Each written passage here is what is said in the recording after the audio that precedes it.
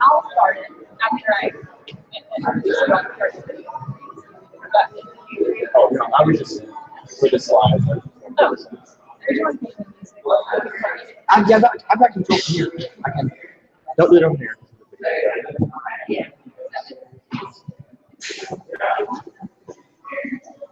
Good morning, guys. Welcome to 1 Million Cups.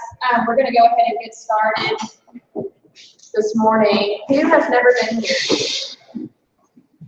Who's never been here? Cool. Well, thank you for coming. Thanks to our guests this morning. I'll go ahead and tell you a little bit about it. This is an initiative by the Kauffman Foundation out of Kansas City to connect and engage entrepreneurs.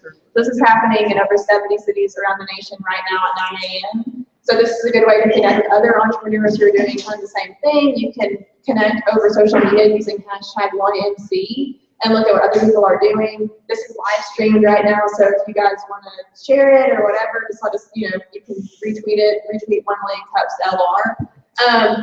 On that note, please do connect on social media. We have all of our Twitter handles on the board, and it's a good way to kind of promote what other people are doing in this community.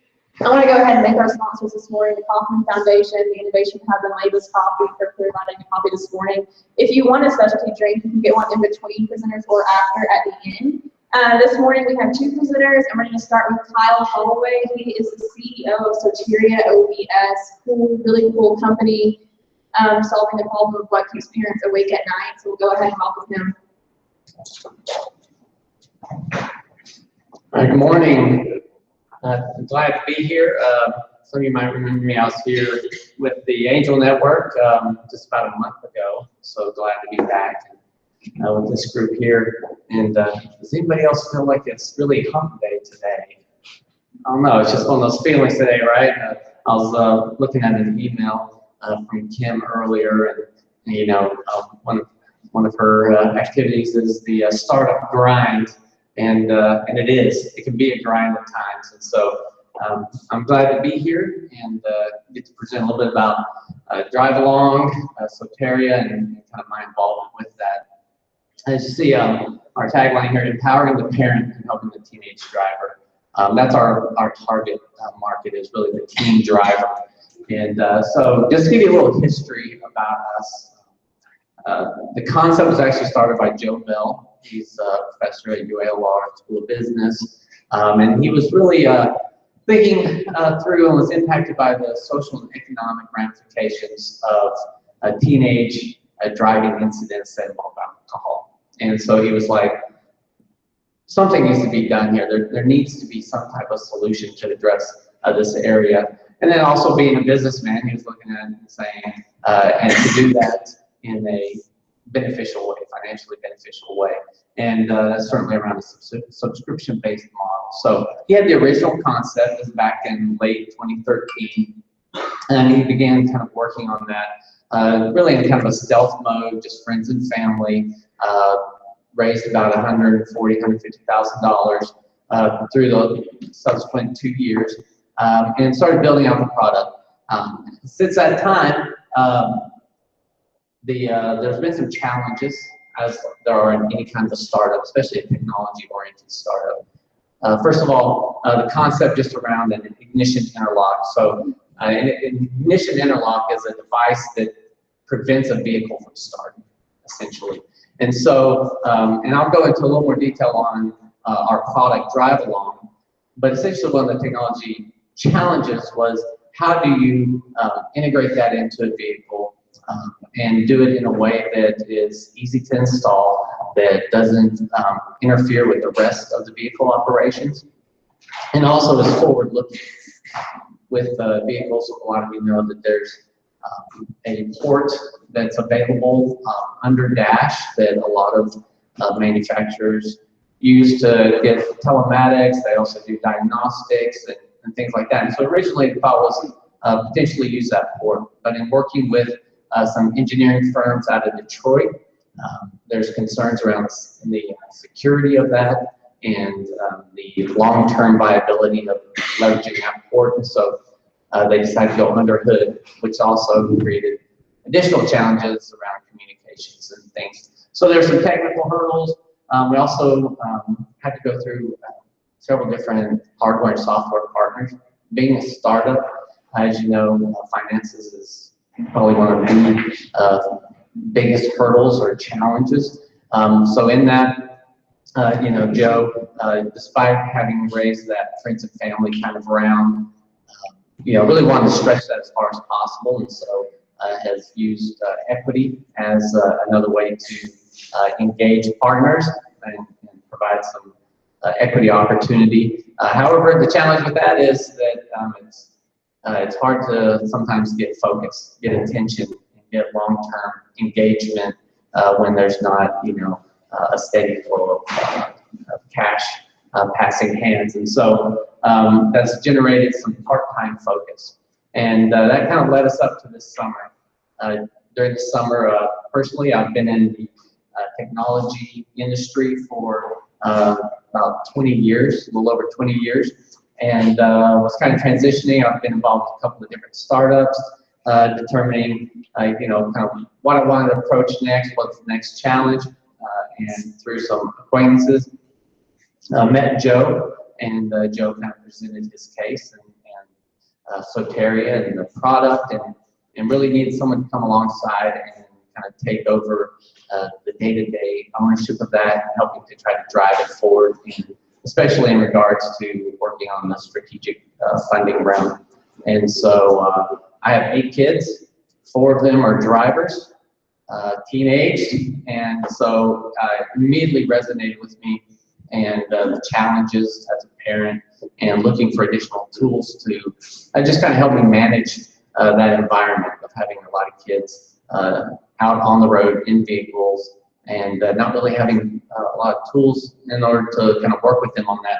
So I came on board. I've been on board for about 90 days with Soteria, and so this is kind of where we are.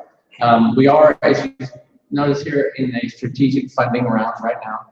Not asking for any money, but talking about the grind. I mean, these are the kind of moments that as an entrepreneur and working with a startup do become very challenging, because especially in a market like Arkansas, funding is hard to come by. The different capital organizations that are looking to invest tend to run in cycles, and currently we're kind of in a spot where a lot of those cycles are at the end of their current run, and they're looking to do their next raise so they can go into another round. And so honestly, in the market today right now, there's kind of a dearth of good financial vehicles, and so we're kind of working through that. And in all honesty, it's a challenge. We've got good plans. We've got a great story to tell. We have a great product. We're in alpha, meaning we actually have product in vehicles operating today. And then we're gathering live telematics and data, but we need to commercialize. And so that's kind of what we're fighting through right now, is getting that strategic funding in place. And we hope to move out of alpha into beta testing by the end of this year, and then be able to roll out a generally available product second quarter of next year. So, why? Every startup, you've really got to understand your why, both personally and then as a business and a product. Well, our why is this fact that there's 1.3 million vehicle accidents a year involving teenage drivers. 300,000 of those involve some type of injury. 1 in 8,000 teenage drivers will die in a fatal car accident. 30% of those involve alcohol use. So it's a huge problem. I think anybody has a desire to be involved in something that can make a material impact, and not just economically or socially, but literally in the lives of somebody. And the fact is that there are teen drivers dying each year, largely due to things that can be mitigated. And that's one of our keys here. There are 4 major factors involved in these accidents.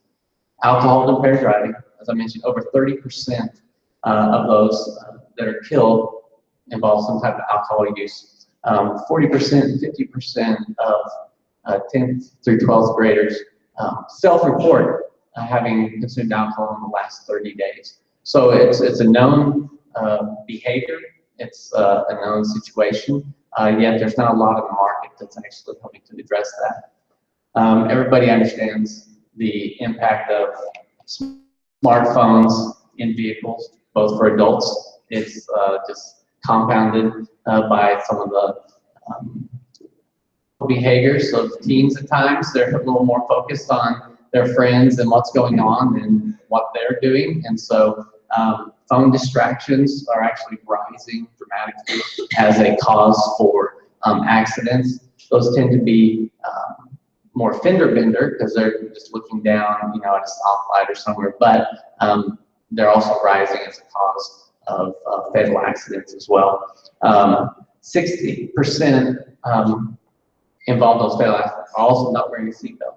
So these are simple things in some cases, but when they're compounded together, it just intensifies the magnitude of the accident and the impacts related to it. And then occupant distractions, especially among male teenage drivers, they're just distracted easily by others in the vehicle. And despite legislation and other types of laws in place to reduce the number of occupants in a teen vehicle, it still happens, and so that's another contributing factor.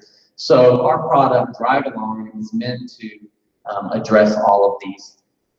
This is essentially our parent or guardian dashboard that comes with the product. The product is a ignition interlock that goes underneath the hood, that's Bluetooth enabled, connects to a smartphone app, which also connects to a Bluetooth enabled keychain size breathalyzer. So it essentially allows a parent to monitor a teen driver, both at the time of the decision to drive. They have to pass the breathalyzer and it makes a notification. You'll see that over here in the red where it says alcohol test passed.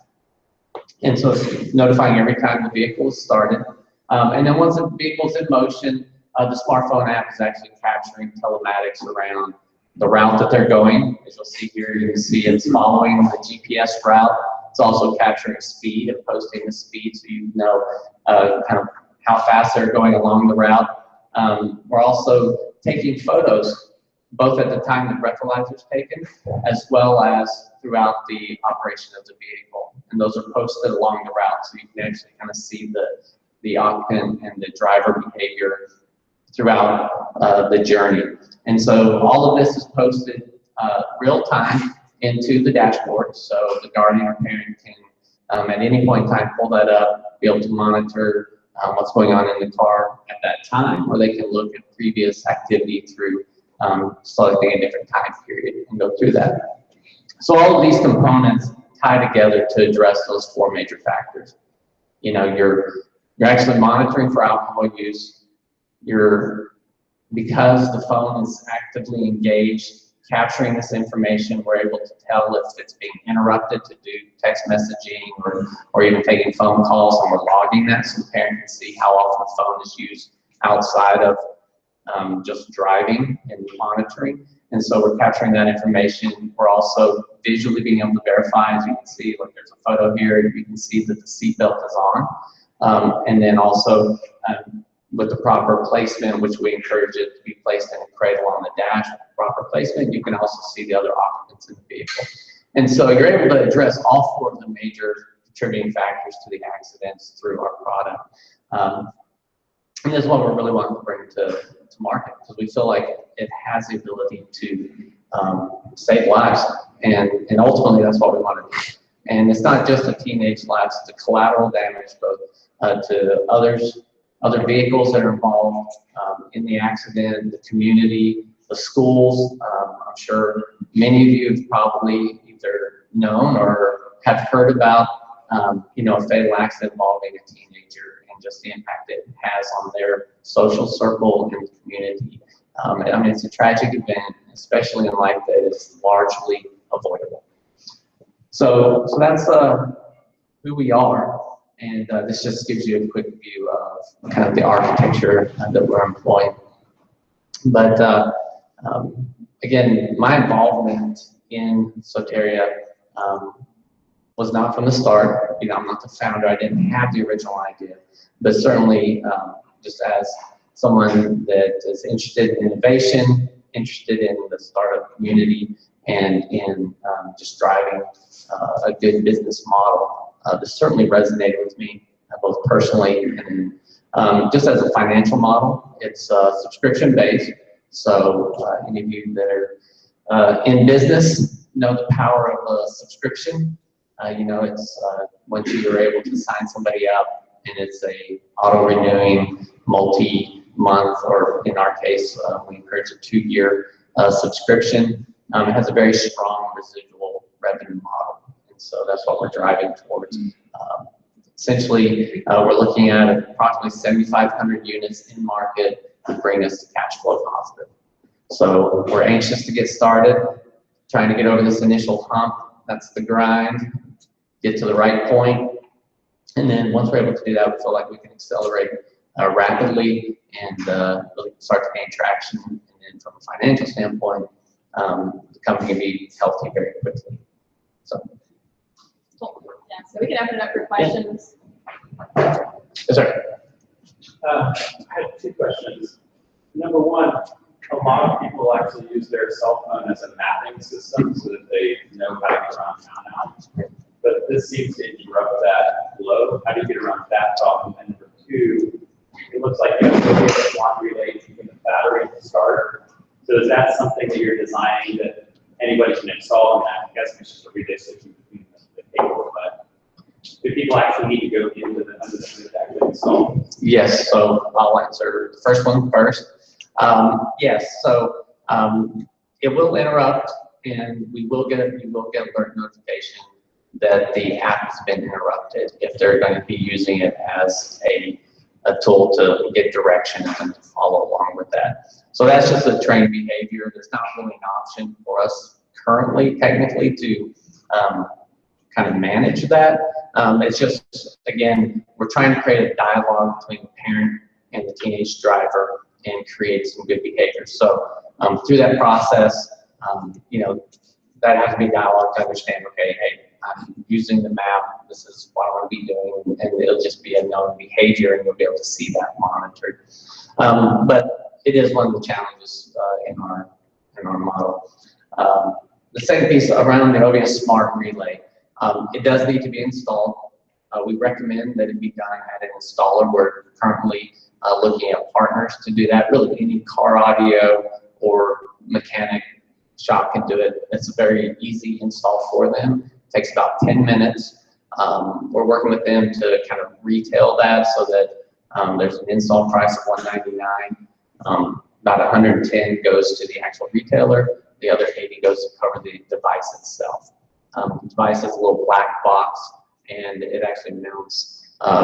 It can either mount under hood, or it can actually mount, in under dash and just be hidden up underneath. And then it's a simple, basically there's alligator clips type function that allows you to use it, and then you can actually uninstall it relatively easy as well.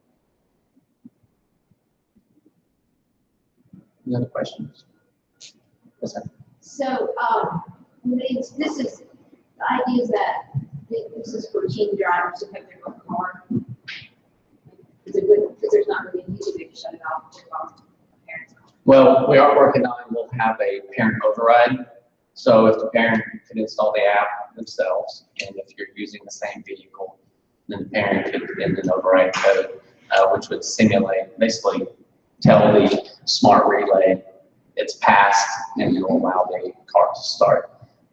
There's no other interaction with the vehicle itself, so from a safety standpoint, once the car is started, it does not interrupt anything, and it's specifically to the starter, so it doesn't interfere with any other electronics. Any other questions? Okay, so we end all presentations the same way, which is by asking you, what's one thing the community can do to help you? Good question. Since we're kind of pre-launch, really, it's just awareness. Certainly, if you know anybody that's has a challenge in this area, maybe has been impacted, has kids that are concerned about, just put them in contact with us. Because right now we're at that point of really just wanting to get the word out and let people know what we're looking at doing. We're always looking for feedback, especially from our target market. So that's really the best help we could get right now is just getting the word out and getting people pointed to us so we can engage in that conversation. Where can they find you? So they can either get me on Twitter at Holloway Kyle or at Drive Soteria, or they can always send an email to support@soteriaobs.com or Kyle@soteriaobs.com. Any of those means. Perfect. Thank you, Kyle. Thank you. Appreciate it. Okay, our second presenter is Micah Fairchild. He is a local filmmaker, and we're actually going to start his with a really short film, just actually 1 minute. So, right, are you good with that, Micah? All right, and then he's just going to come take the floor whenever the video ends.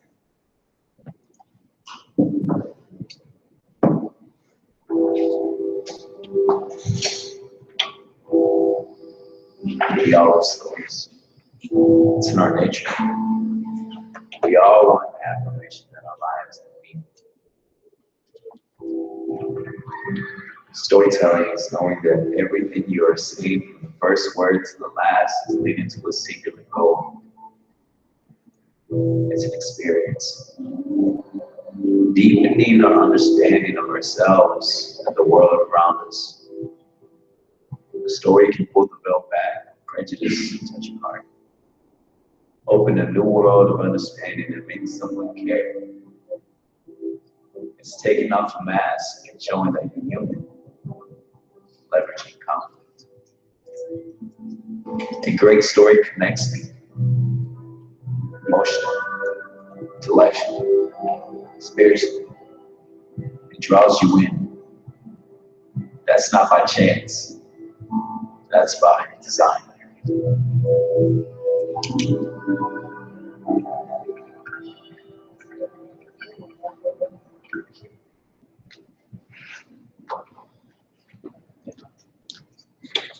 Well, good morning, everyone.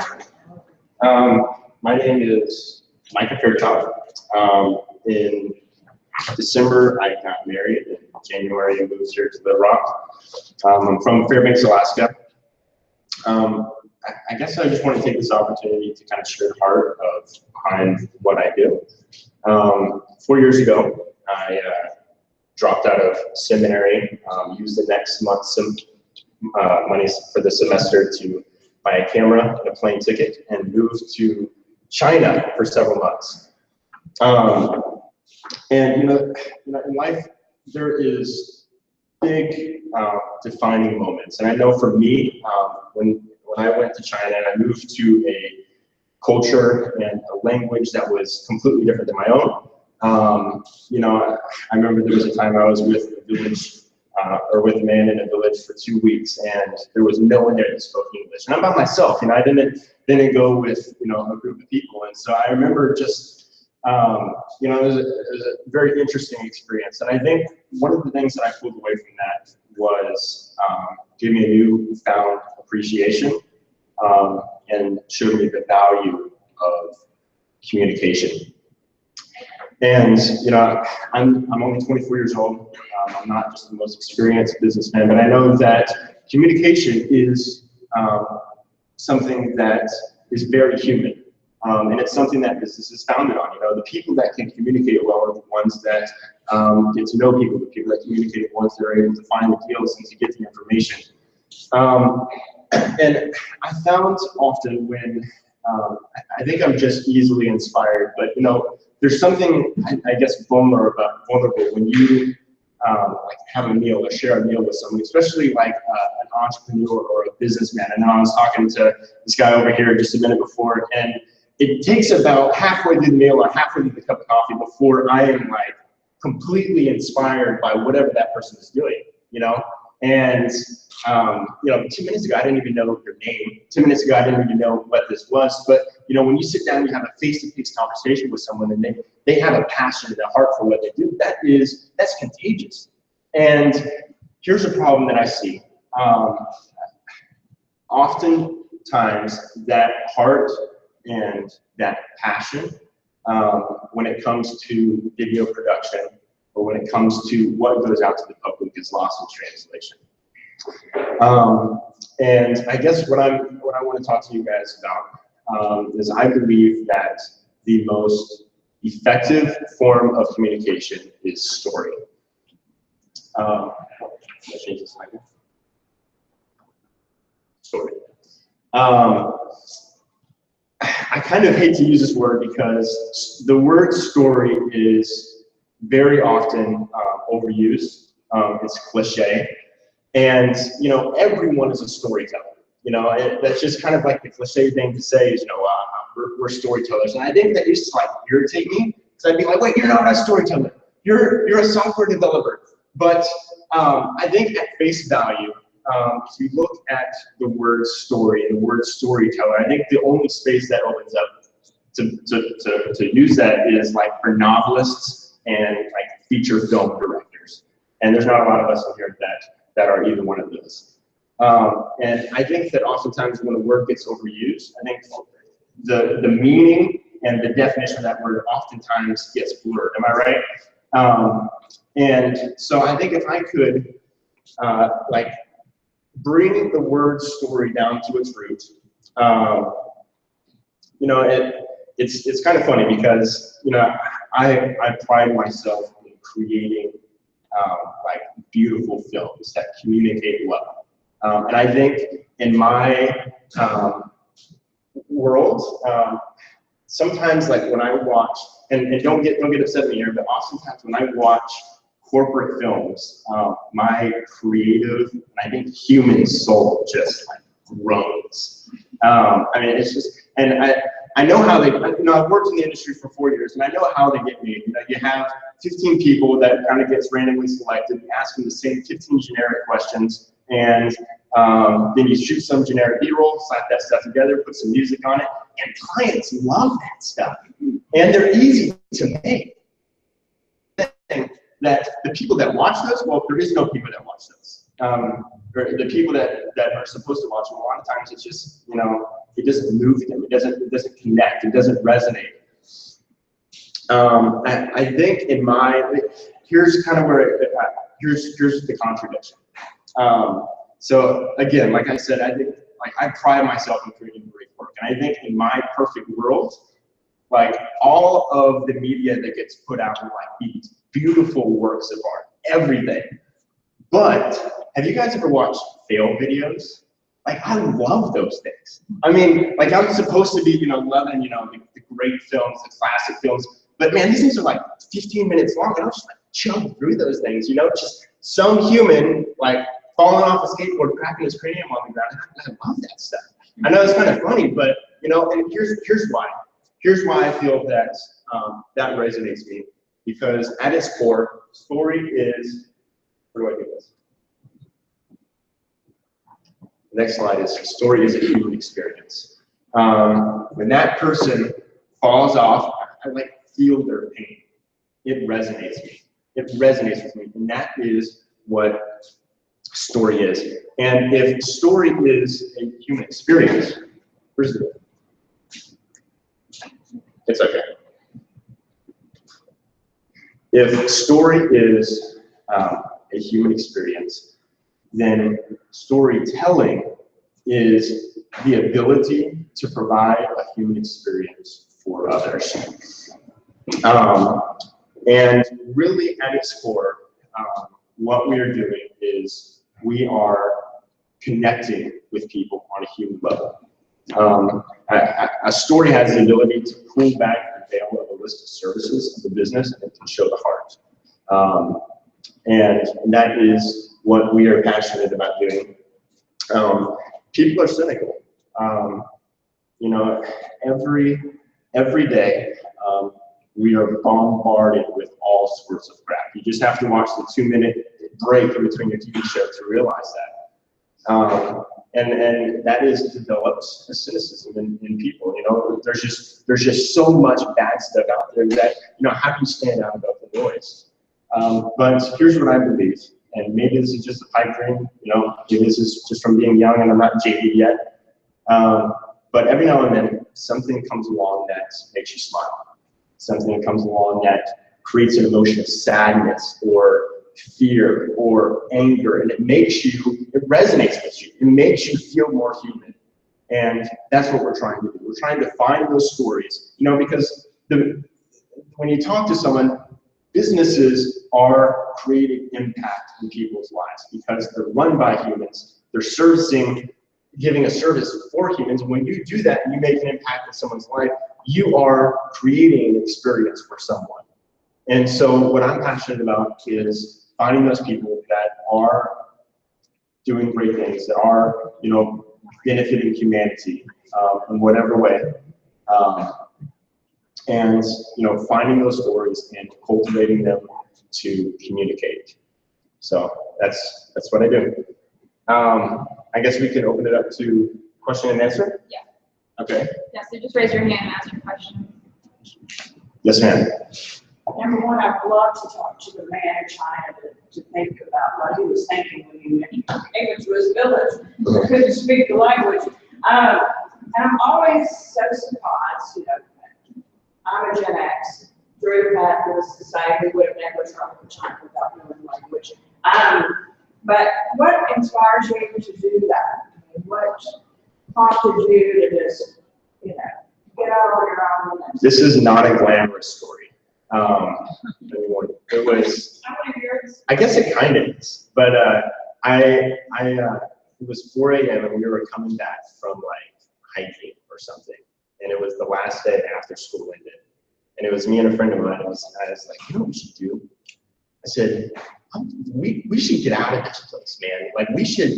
You know how you like start talking and like the ideas just start rolling. I says, like, let's take next semester's money and like buy like a plane ticket and like go and live somewhere else. We're doing it here, you know. Why can't we do it somewhere else? We just have to like work a little bit more, save a little bit more money. So yeah, I love that. It's like, dude, we can buy cameras and we could like film everything. We'll make something cool. And so he actually dropped out of the trip. And when I went there, I had like $400 in my bank account.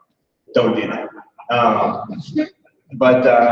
Yeah. So I think sign language, and well, I say not sign language, but you know, you're trying to hand gestures, trying to explain what's going on. So, and I think just one thing led to another, and you know, I went back home to Fairbanks, and me and my brother said, you know, I bet you we could like make money doing this. Yeah, we could. So we just started making like little films for local businesses in Fairbanks, and it kind of took off. And you know, I think we had a little bit of a different approach from, you know, the existing, you know, local guys that did video, and so I think it resonated, and so that's kind of what led me to. You did it on social media primarily at the beginning. It's TV is so expensive. Yes, it was just like all Facebook and stuff like that. So we were kind of little hustlers. Like we would just walk into businesses and say, "We made you a film already. You know, will you buy it?" But which isn't the best business practice I've learned. Is there any other questions? What kind of film? What kind of film do you make? Like, who are your clients? So my like as far as like style. Just any. So I moved here in January, and so kind of my biggest need now is just, you know, getting to know people. But I work a lot with bespoke video production, and so they're good friends of mine, and so I office out of there, and yeah. So that's kind of what I do. But as far as like style, We'll talk about like, are you working on any films right now? Yes, I have a couple of commercials that are in development right now, and it's kind of a big project, but I'm kind of a big deal. No, I can't talk about those right now, but there is a feature documentary that I'm working on right now that is it's about a man, and I don't want to sound graphic, but he was sexually abused as a child, and it's a very traumatic story of how he came to healing, and it's pretty cool. So that's my big project that I'm working on right now. So I focus on mostly documentary style commercials and just documentary style documentaries with maybe a little bit of creative freedom in that. So yes, ma'am. Facebook. Okay, so you know how the cobbler's son has no shoes, right? My Facebook has not been updated in like 3 years, but if you want to, it's Fairchild Visuals. So if you want to follow me, everything is just under my name, Micah Fairchild. So Instagram, Twitter, Facebook, and that would be probably the best way if you want to keep up to date with me.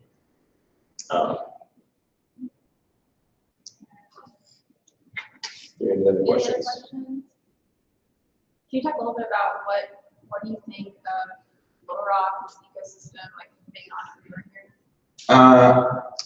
I know you're new. Well, so it's kind of I was talking earlier about this. So I'm from like Fairbanks, Alaska, right? Which is people come there for vacations, and I married a girl that was from Los Angeles, but Little Rock, or should I say Hot Springs, is I have a lot of good friends, and that's in life that's what matters is relationships. And so what I found moving here, Bernie Baskin back there is developed into a good friend.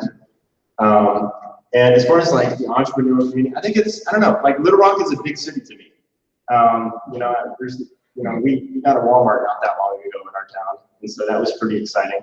So it is pretty cool to like see like this like subculture that is going on in Little Rock, and there's just a lot of innovation. And I don't know, I think that's pretty interesting and unique. So I actually have another question. How did you when you moved here, how did you get connected with like Bernie and Bespoke? How did you know where to start? I used the old hustle tactic of just talking to people and sending out emails and getting to know people. So I didn't know anyone in Little Rock when I moved here. So yeah, just kind of showing them to the doorstep and saying, hey, here I am. Cool. All right. So we end all of these the same way. What's one thing that you need to do to help you? Yes. Two most valuable resources are time and relationships. And so I am new here, and I don't think anyone here can add more than 24 hours to a day. But if there's anyone here that that I could meet, or someone that you think that I should know, that would be phenomenal. So Cool. Thank you so much.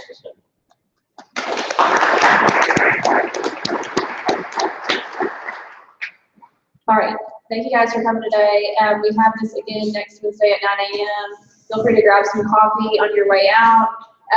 Thanks again to our sponsors, the Coffee Foundation, the Innovation Hub, and Labus Coffee. And thank you to my fellow organizers, Abby and Iana. This is completely volunteer run, so we're really appreciative of all of the teamwork that makes this happen. Thank you guys for coming. And if you have any questions about the Innovation Hub or anything with this space, let me know about that as well. And if you know of any presenters who would be interested in presenting at 1 Million Cups, let me know. We're scheduled now through mid-March 2017, but we can still get people on the agenda and get them ready to go. Thanks, guys.